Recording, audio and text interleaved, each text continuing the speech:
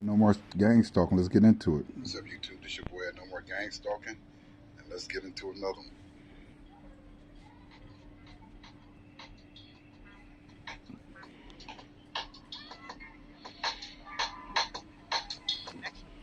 Riders incident that you mentioned.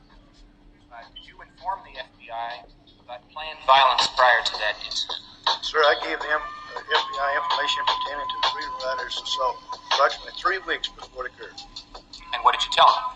I stated to them that I had been contacted by a Birmingham City detective who in turn wanted me to meet with a high-ranking officer of the Birmingham Police Department to set a reception for the Freedom Riders. You mean the Birmingham policeman set up the meeting of the Freedom Riders and you told the FBI that? That's correct, sir. I'm trying to understand is that we just heard testimony that the FBI and the Birmingham police colluded to allow people to come in and beat the Freedom Riders unaffected for 15 minutes before the authorities moved in. Is that correct? Is that what we just heard?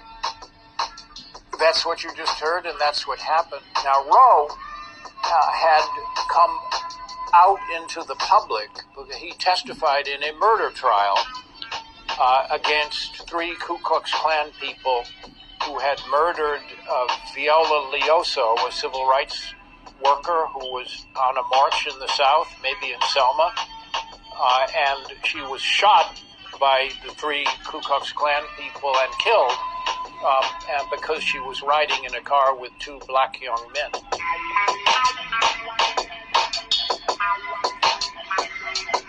Yeah. Oh, yeah. Did 56 years ago at the Audubon Ballroom in Harlem, February 21st, 1965. This comes after the release of a deathbed confession of a former undercover New York police officer who admitted to being part of a broad New York police and FBI conspiracy targeting Malcolm.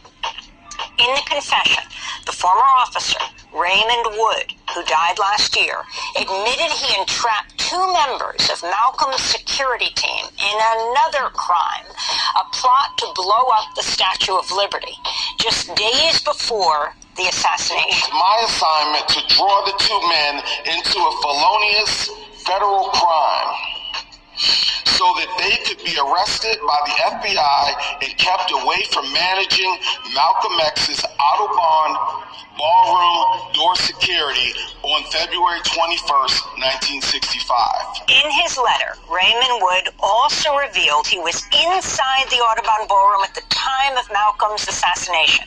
At least one other undercover New York police officer, Gene Roberts, was also inside after infiltrating the security team of the Organization of Afro-American Unity, the group Malcolm founded after leaving the Nation of Islam. Both officers, Wood and Roberts, were part of the Bureau of Special Services and Investigations, or BOSSI, a secretive political intelligence unit of the NYPD nicknamed the Red Squad. Following Malcolm's assassination, police arrested 3 members of the Nation of Islam for his murder, but questions about the guilt of the men have lingered for decades.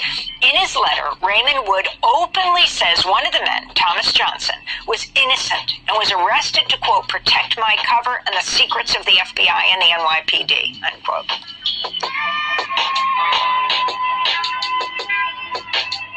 Dr. King, why have you said before you believe he didn't act alone? Because he helped them. He didn't have the money. Trader Rat.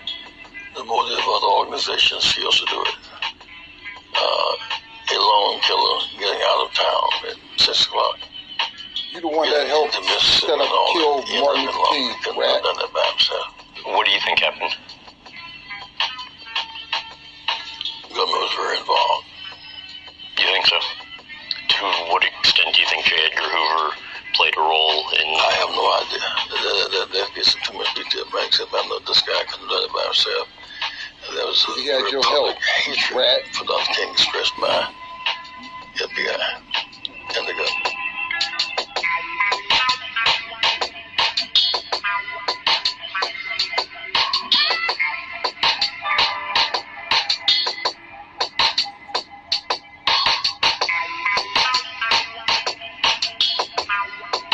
The 40th anniversary of the death of Black Panther leader Fred Hampton. On December 4th, 1969, Chicago police raided Fred Hampton's apartment, shot and killed him in his bed. He was just 21 years old.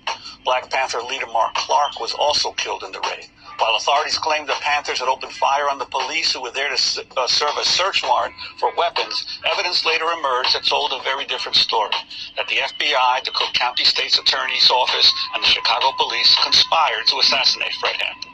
Noam Chomsky has called Hampton's killing the gravest domestic crime